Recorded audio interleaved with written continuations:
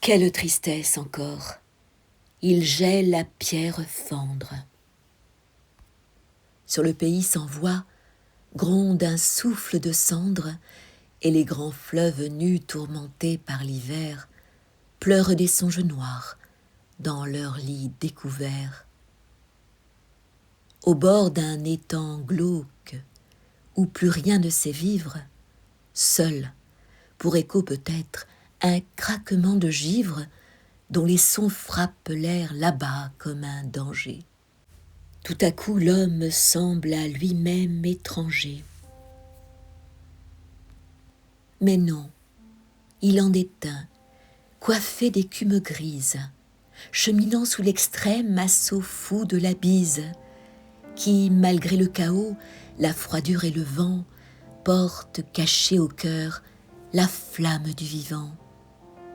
Ses limpides yeux bruns, si charmeusement nobles, ont l'éclat des vins chauds tirés de ses vignobles, et de son habit rude, à l'étoffe au grain lourd, émane une grandeur plus sainte que l'amour.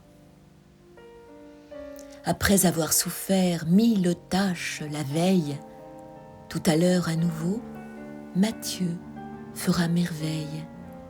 Puis demain, puis toujours, quel que soit le climat, à s'user tout autant les mains que l'estomac.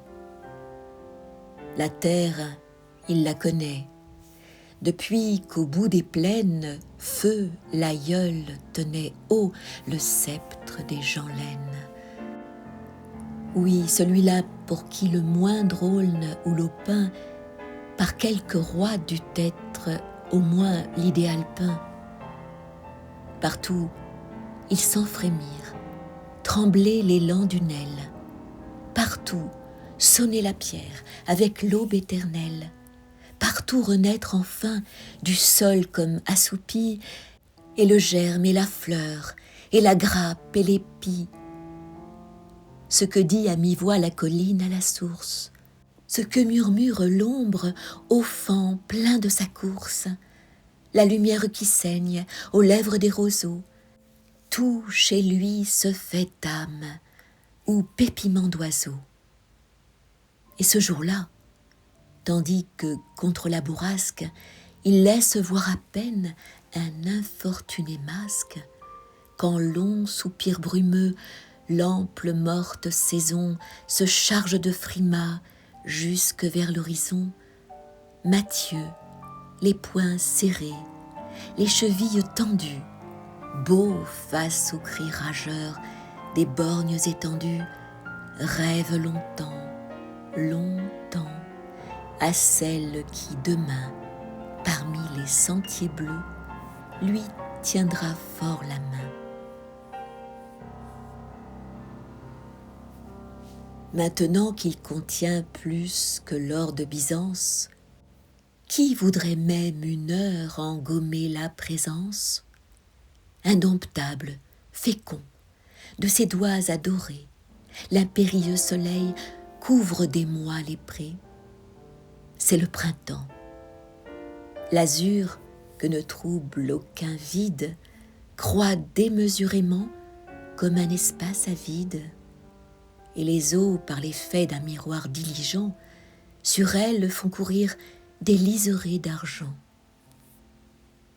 Ah, près de lui, quel choc pour notre homme à l'ouvrage, car du menu chemin jouxtant le pâturage, telle dans l'air amène une insolite fleur, surgit devant Matthieu la nymphe de son cœur. La bêche qui tintait au coin vif de la roche s'est déjà tue. Ô ciel, le pied souple elle approche.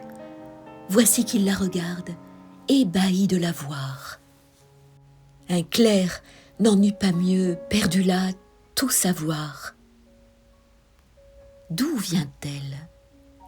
Sa robe où joue un peu la brise l'enveloppe de grâce en une ronde exquise.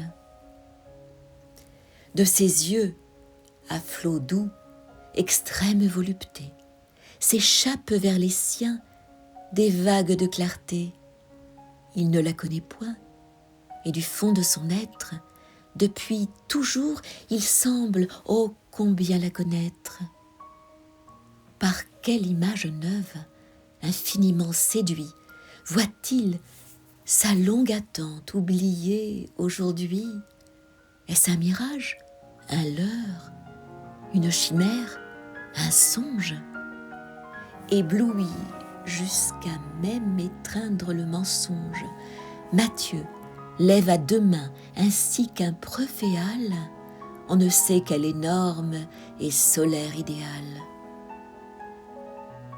Les champs, les bois, au loin, baignés de molles ondes, à la lumière tiède offrent des larmes blondes, et les parfums joignant leurs baisers autour d'eux, semblables à des cœurs, s'envolent deux à deux. Quelque chose d'ardent habite son haleine. Elle lui dit sans phare, « Je m'appelle Solène ».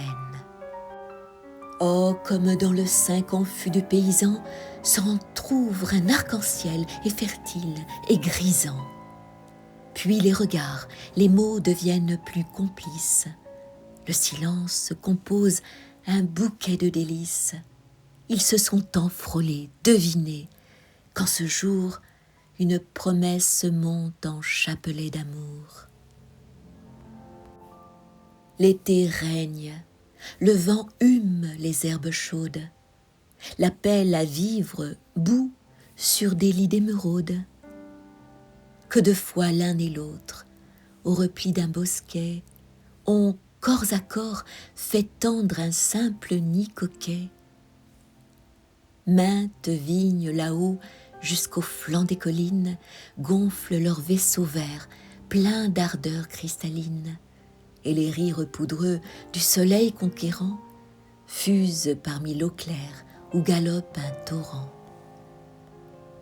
Dès le matin, pendant que les mois soulèvent, Matthieu prend sa besace et promène son rêve. Des coteaux semés d'ocre aux plaines de velours, dont les vergers tremblants explosent de fruits lourds.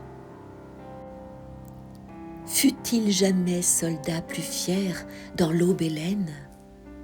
Il emporte avec lui l'image de Solène, où qu'il aille, en tout lieu, par les chemins lascifs, qui la voit tournoyer devant ses yeux pensifs.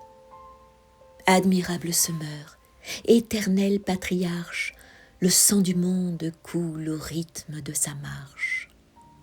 Et les gens laines vont, lignés aux chiffres d'or, ajouter une perle à leur divin trésor. Mais quoi? Rien tout à coup, ce n'est qu'une aventure, sous le regard muet de l'aveugle nature. À peine un engouement chez elle passager, un œil où sa grand-mère avait pu la loger.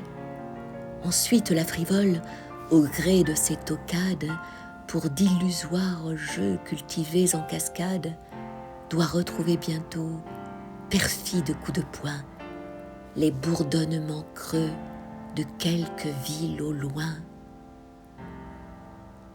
Est-il homme pourtant avec lequel on joue? Le malheur l'a frappé comme un cœur mis en joue. Ni les blés, ni les fleurs, ni les suaves monts n'auraient su même offrir du baume à ces démons.